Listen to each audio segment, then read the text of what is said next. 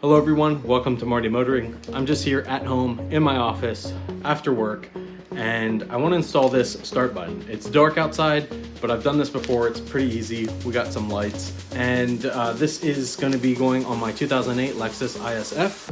I actually have one on there right now. I had one on my IS 350 that was supercharged, and then I have a red one on there now that was for a giveaway at one of our events.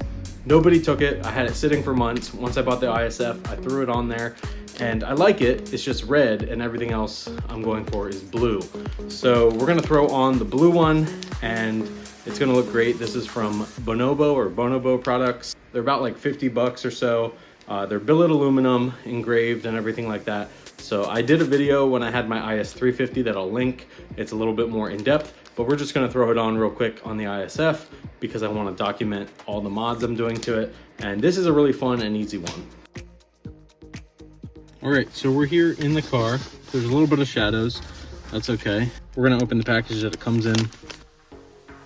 So here's the tool it provides if you're removing a stock one. It also works on another aftermarket one.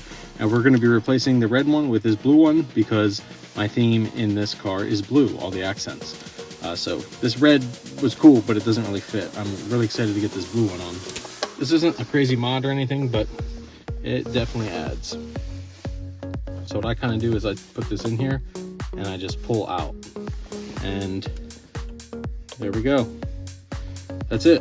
So that's what your factory one connects to.